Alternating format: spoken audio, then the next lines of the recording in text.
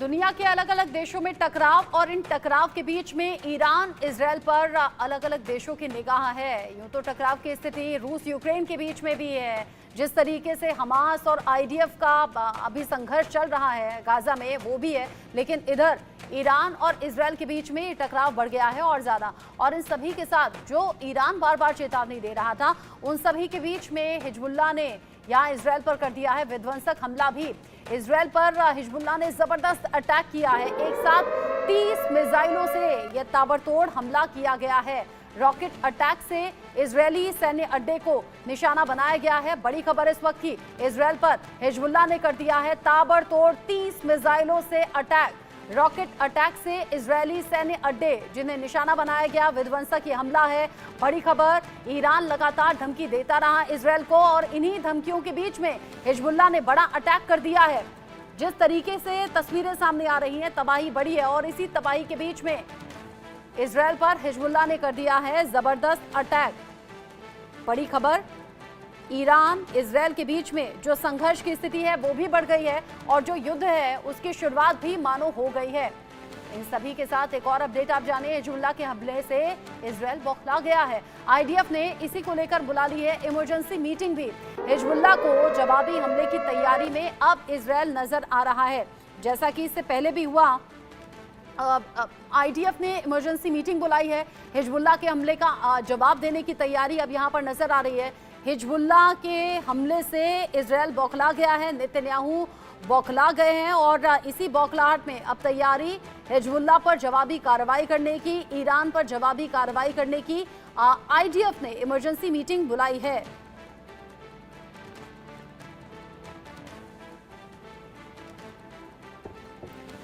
Hezbollah ने जिस तरीके से एक के बाद एक मिसाइल दागी हैं, उसमें मुश्किलें यहाँ ईरान के लिए उठ सकती हैं, मुश्किलें इजराइल के लिए भी खड़ी हो गई हैं।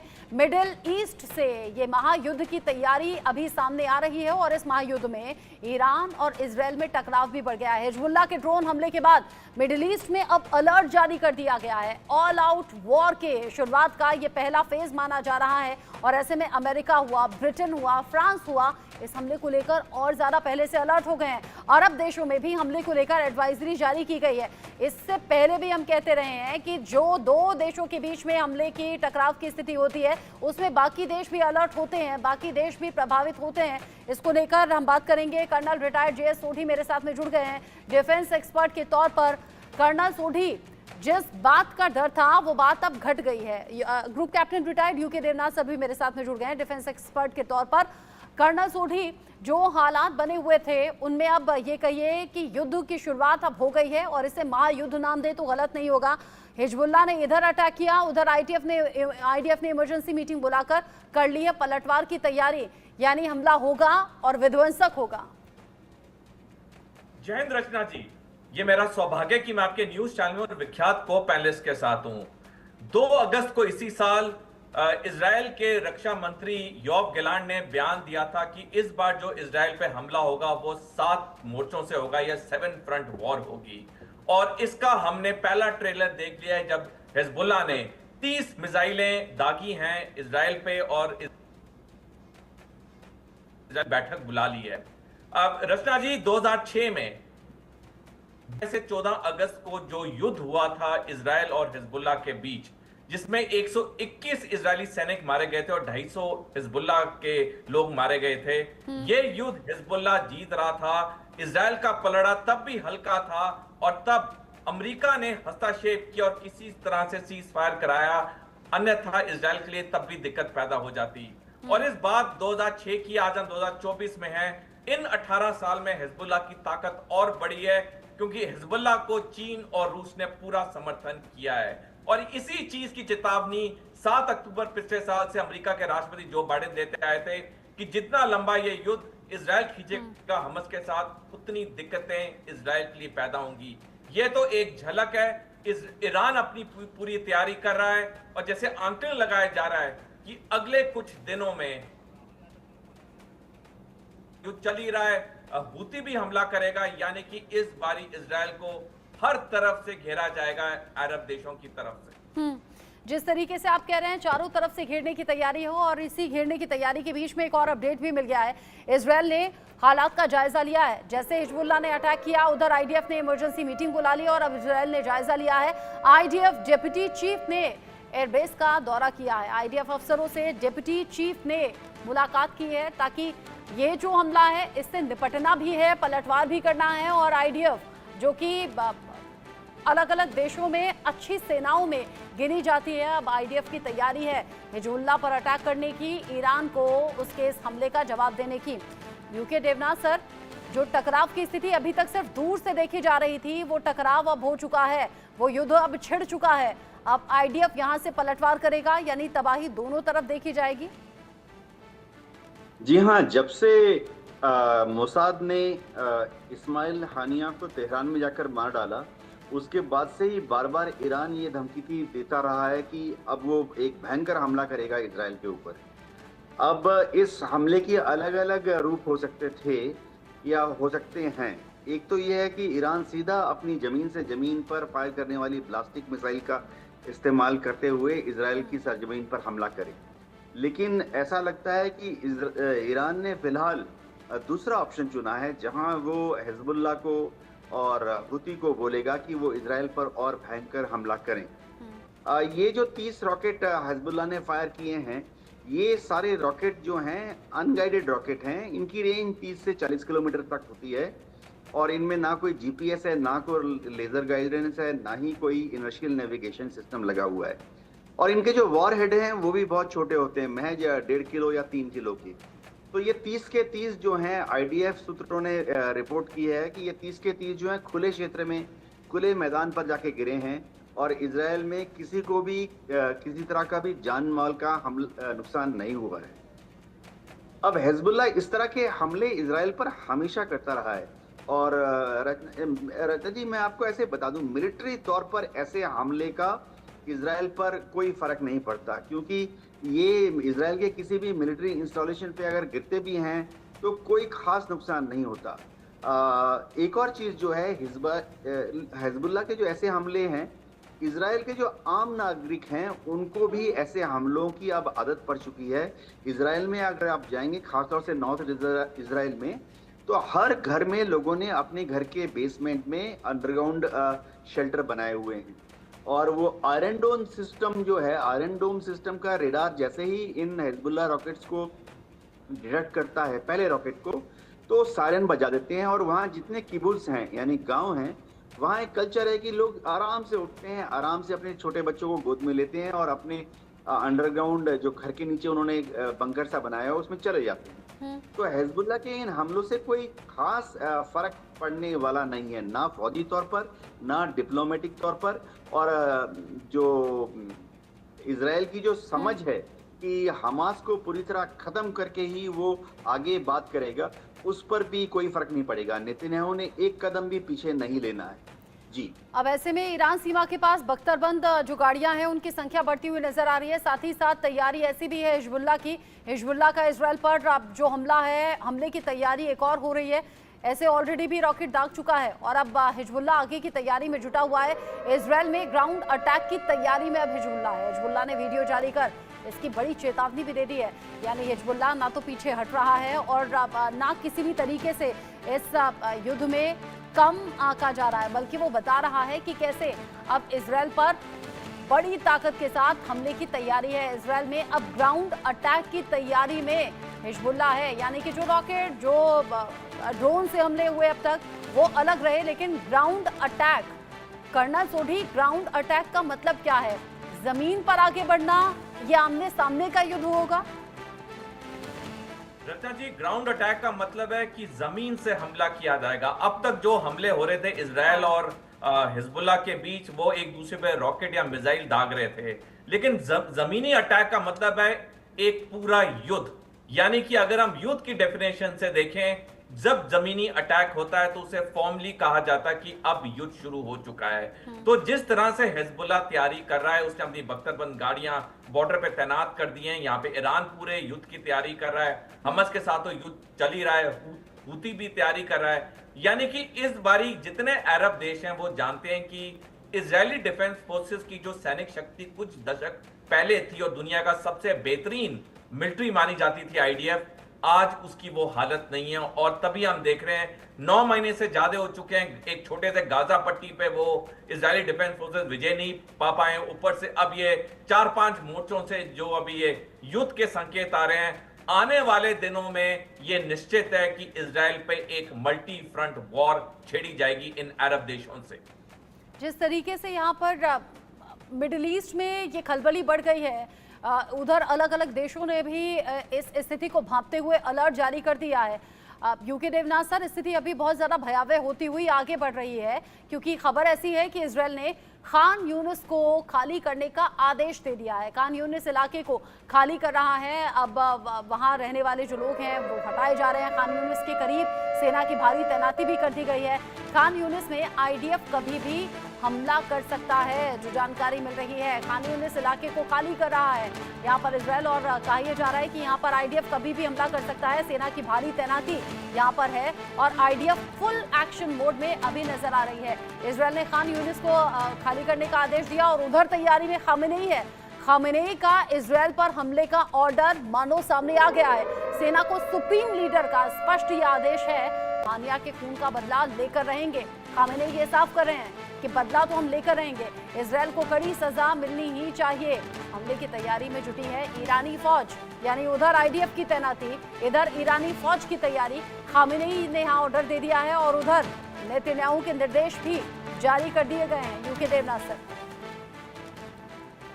दो चीजें हैं। जहां तक खान यूनिस की बात है, आईडीएफ का और शिन बेट का ये आकलन है कि हमास को 90% तक खत्म कर दिया गया है, और जो हमास की बची कुची ताकत है वो खान यूनिस के जो सुरंगे हैं उसके अंदर थोड़े बहुत हमास के लड़ाके और कमांडर अभी भी ऑपरेट कर रहे हैं।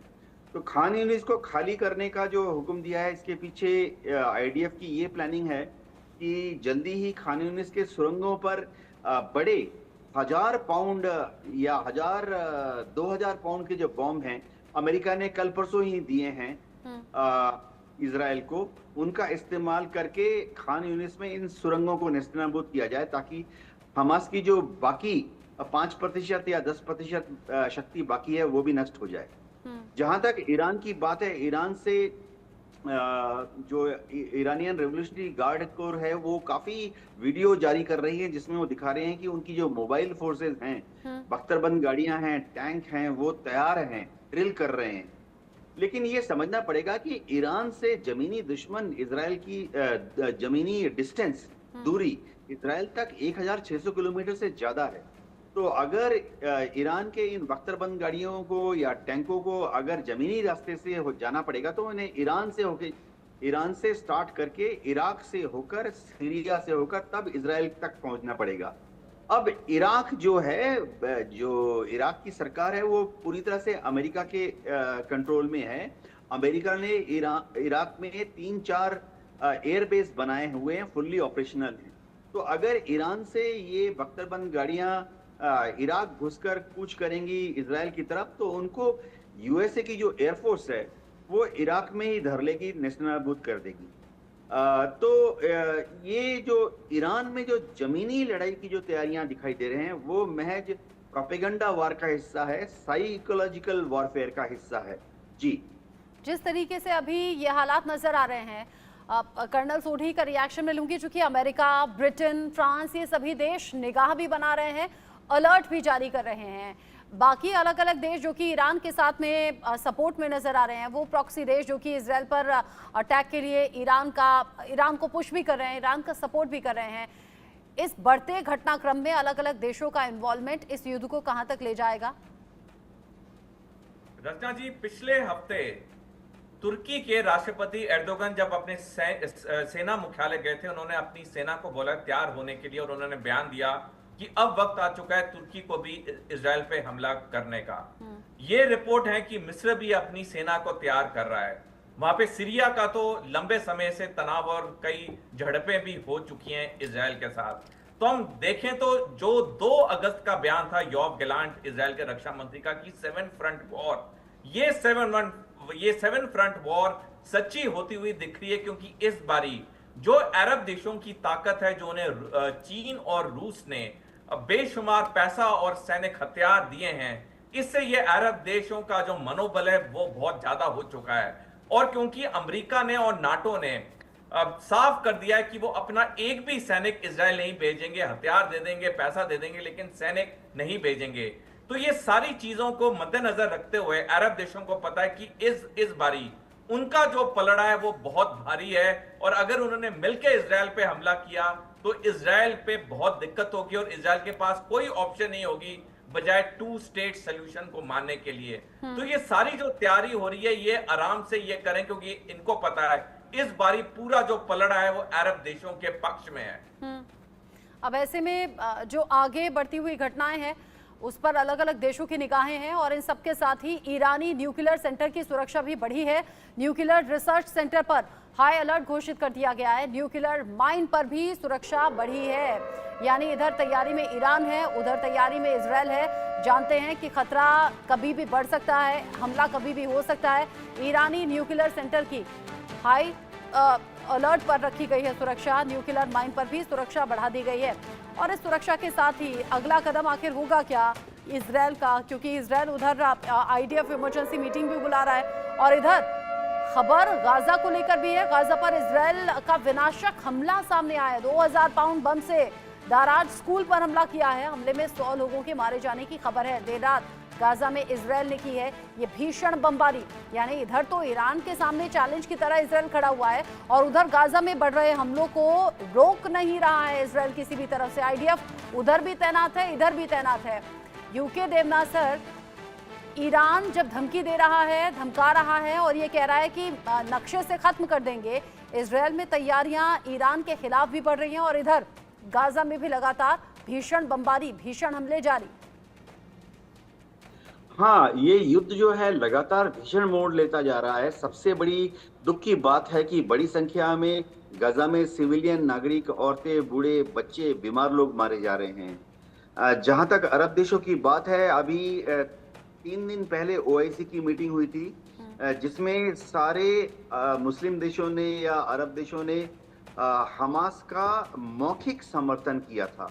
किसी ने भी इजराइल की विरुद्ध कोई कड़ा स्टेटमेंट जारी नहीं किया। और तीसरी बात है कि इन अरब या मुस्लिम देशों में से किसी ने भी ईरान के सैन्य कार्रवाइयों को ना ही सपोर्ट किया, ना ही किसी तरह की शाबाशी ईरान को दी। तो ये दिखाता है कि जैसे अरब देश हैं वो शायद फिलहाल इजराइल से डायरेक्ट युद्ध के लिए ना कूदें। ऐसे भी इजिप्ट ने 1978 में कैंप डेविड एग्रीमेंट साइन किया है इजराइल के साथ अमेरिका के दबाव में। अमेरिका ने बहुत प्रलोभन और हजारों बिलियंस ऑफ डॉलर्स इजिप्ट को दिए थे। तो इजिप्ट जो है फिलहाल इजराइल से युद्ध करने की कोशिश शायद ना करे। ये देखना पड़ेगा कि इजिप्शियन एयरफोर्स जो है और इजिप्शियन आर्मी भी, उनका जो इक्विपमेंट प्रोफाइल है, यानी हवाई जहाज या टैंक तोप हैं, वो पूरी तरह से अमेरिकन वेपन सिस्टम्स पर निर्भर हैं।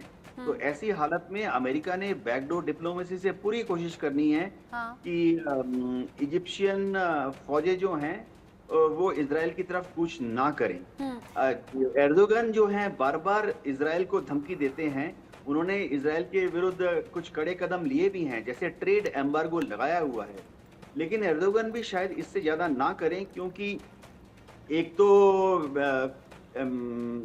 तुर्की जो है वो नेटो का मेंबर है, और तुर्की की दिली ख्वाहिश है पिछले 10, 20, 30, 40 साल से। एर्दोगन भी चाहते हैं कि तुर्की यूरोपियन यूनियन को ज्वाइन कर लें। तो फिलहाल तुर्की ऐसी कोई गुस्ताखी नहीं करेगा, एक हथगोला भी इजराइल की तरफ नहीं भेजेगा कि जिससे कि तुर्की के यूरोपियन यूनियन ज्वाइन करने के जो सपने हैं, यानी कि जो अलग अलग देश हैं वो अपना भला बुरा बेहतर देखकर फिर आगे कदम बढ़ा रहे हैं। लेकिन कर्नल सोढी, जब खबर आती है कि हिजबुल्लाह ने अटैक इजराइल पर कर दिया है, जब खबर सामने आती है कि ईरान ने कदम आगे बढ़कर अटैक कर दिया है, उन सभी खबरों के बीच में जब खबर आती है कि IDF ने गाजा में किया है एक और हमला, एक और बमबारी, तो दोनों खबरों में बड़ा अंतर दिखता है। उधर इजराइल कहता है कि हमारा बाल भी बाकाप नहीं कर पाए, कोई जान माल का नुकसान नहीं हुआ है, ये बस ऐसे आतिशबाजी जैसे होकर खत्म हो गया है। और उधर जब इजराइल अटैक करता है गाजा में, तो भीषण बमबारी में 100 या उससे ज्यादा लोगों की जान एक बार में चली जाती है। तो क्या यहाँ इस तरीके से ईरान और इजराइल की ताकत को आंकना चाहिए? रचना जी, इसमें कोई शक नहीं कि इजरायली डिफेंस फोर्सेस अभी भी एक शक्तिशाली सेना है, खास करके हमस के विपरीत, क्योंकि हमस के पास कोई वायु सेना नहीं है। जो उनके लड़ाके हैं वो सारे जमीनी लड़ाके हैं, और ये जो लड़ाई चल रही है गाजा पट्टी में चल रही है। लेकिन अगर ये युद्ध तुर्की के साथ होता है, इजिप्ट के साथ होता है, ईरान के साथ होता है, तो पूरा जो युद्ध का कॉम्प्लेक्शन है वो अलग होगा, क्योंकि वो पूरी प्रॉपर मिलिट्री के साथ इजराइल का युद्ध होगा। और 1973 के योम किपुर युद्ध के बाद जब इजराइल ने काफी अरब देशों के साथ लड़के विजय जीती, तब से इजराइल ने दो भारी गलतियां की। उसने दो ऐसे रक्षा सुधार किए जिससे कि उसकी सैनिक शक्ति में घाटा हो चुका है। पहला उन्होंने रक्षा सुधार ये किया, उन्होंने अपनी मिलिट्री डॉक्ट्रिन को चेंज किया। उनको ये लगा कि अभी 1973 के युद्ध के बाद उनका कोई मल्टी फ्रंट वॉर नहीं होगी, उन्हें या तो काउंटर इंसर्जेंसी करनी पड़ेगी या फिर एक आधा मोर्चे पे युद्ध होगा। और दूसरा उन्होंने जो बड़ा रक्षा सुधार किया 2015 से, उन्होंने अपने सैनिकों की ट्रेनिंग की अवधि घटा के 4 महीने कर दी, और पुरुष सैनिक की सेवा अवधि को 3 साल कर दिया, और महिला सैनिक की सेवा अवधि को 2 साल कर दिया। इससे क्या हुआ कि जो इजरायली डिफेंस फोर्सेस, जो कि एक वक्त कुछ दशक पहले दुनिया की सबसे बेहतरीन सेना मानी जाती थी, उसमें उसके सैनिक शक्ति में कटौती होती रही, घाटा होता रहा, और ये सारी चीजें अरब देश पूरी तरह से देख रहे थे। अब जो बार बार जो बाइडेन चेतावनी दे रहे हैं 7 अक्टूबर से, ये युद्ध जल्दी खत्म करो, और नेतन्याहू इसे खत्म करना नहीं चाहते, क्योंकि उन्हें पता है जब तक वो ये युद्ध चल रहा है, वो सत्ता में, जिस दिन युद्ध खत्म हुआ उन्हें सत्ता से इस्तीफा देना पड़ेगा, क्योंकि 81% इजरायली नागरिक बेंजामिन नेतन्याहू के खिलाफ है और उसे ही जिम्मेवार मानते हैं इस युद्ध का। तो ये है ताकि बेंजामिन नेतन्याहू सत्ता में बैठे रहें, और यही नेतन्याहू के लिए दिक्कतें पैदा हो रही हैं, क्योंकि अरब देश आज की तारीख में कुछ दशक पहले से आर्थिक और सैनिक तरीके से बहुत मजबूत हो रखे हैं। जिस तरीके से अभी हालात हैं ईरान और इजराइल के बीच में, इसमें कोई दो राय नहीं है कि आईडीएफ डिफेंड करने में भी आगे है और अटैक करने में भी आगे है। उधर ईरान अलग अलग देशों की शक्तियों पर उछल रहा है, या फिर ये कहिए कि बड़ी बड़ी चेतावनी और धमकियां दे रहा है। यूके देवनाथ सर, क्योंकि अलग अलग देशों की तरफ से इस युद्ध को रोकने की भी कोशिश हुई है और इस युद्ध को पुश करने की भी कोशिश हुई है, तो क्या सही मायने में वो काउंटडाउन जिस पर हम पिछले इतने दिन से बात कर रहे थे, अब ये जो हिजबुल्लाह ने ताज़ा अटैक किया है और जो आईडीएफ ने इमरजेंसी मीटिंग बुलाई है, अब वो काउंटडाउन खत्म माने क्या? काउंटडाउन जो है वो सीजफायर की तरफ बढ़ रहा है। जो पीस टॉक्स हैं वो शुरू होने वाले हैं, और अमेरिका ने उभय पक्ष पर, खासतौर से इजराइल के ऊपर बहुत दबाव बनाया हुआ है कि इजराइल जो है इस युद्ध का दायरा ना बढ़ाए। जहां तक ईरान की बात है, ईरान को मालूम है कि ना रूस, ना चीन, ना नॉर्थ कोरिया या दुनिया का कोई भी देश डायरेक्ट उसके सपोर्ट में आएगा। ईरान जो है फिलहाल दुनिया में अलग थलग पड़ा हुआ है। कोई भी अरब मुल्क या कोई भी मुस्लिम देश जो है ईरान को किसी भी तरह से सपोर्ट नहीं कर रहा। ईरान के ऊपर अमेरिका ने इस तरह से दबाव बना लिया है कि अमेरिका ने अपनी एयरक्राफ्ट कैरियर का एक फ्लीट जो है वो अरब सागर के उत्तर में पर्शियन गल्फ की तरफ डिस्पैच कर दिया है। और बैकडोर चैनल से अमेरिका ने ईरान को बता दिया है कि अगर ईरान ने कोई हमला इजराइल पर करने की गुस्ताखी की, तो जरूरत पड़ने पर अमेरिका की जो नेवी है वो स्ट्रेट ऑफ हॉर्मुज में जाकर ईरानियन शिप्स का अंदर आना बाहर जाना बंद कर देगी। यानी स्ट्रेट ऑफ हॉर्मुज को अमेरिका की जो नेवी है एक चोक पॉइंट बना देगी, और उसके बाद ईरान के जो बंदरगाह हैं उनसे ना कोई ईरानियन शिप बाहर जा सकेगा अरब सागर में या दुनिया के दूसरे समुद्र की तरफ, या दुनिया के दूसरे समुद्र या अरब सागर के रास्ते से कोई भी जहाज ईरान का स्ट्रेट ऑफ हॉर्मुज से पर्शियन गल्फ में एंटर कर पाएगा। तो ये जो नब्ज है ईरान की, ये अमेरिका ने पकड़ ली है, जरूरत पड़ने पर दबा देगा। लेकिन इस नब्ज को पकड़ने का फायदा अभी मौजूदा स्थिति में क्या वाकई होगा, या फिर ये सब अनुमान है, आने वाला वक्त बताएगा। आपने कहा कि सीज फायर की तरफ आगे बढ़ रहे हैं, कुछ जानकार हैं जो कह रहे हैं युद्ध की तरफ आगे बढ़ रहे हैं, भविष्य पर सभी की निगाहें हैं और युद्ध से किसी का भला नहीं होता, ये हम सब जानते हैं। अगर ये युद्ध छिड़ता है तो बाकी देश भी प्रभावित होंगे, जिनमें भारत भी है। बहुत शुक्रिया UK Devnath sir, colonel Sodhi, हमारे साथ में जुड़ने के लिए, इस डिस्कशन में साथ में रहने के लिए। एक छोटा सा ब्रेक यहाँ पर ले रहे हैं, लौटेंगे।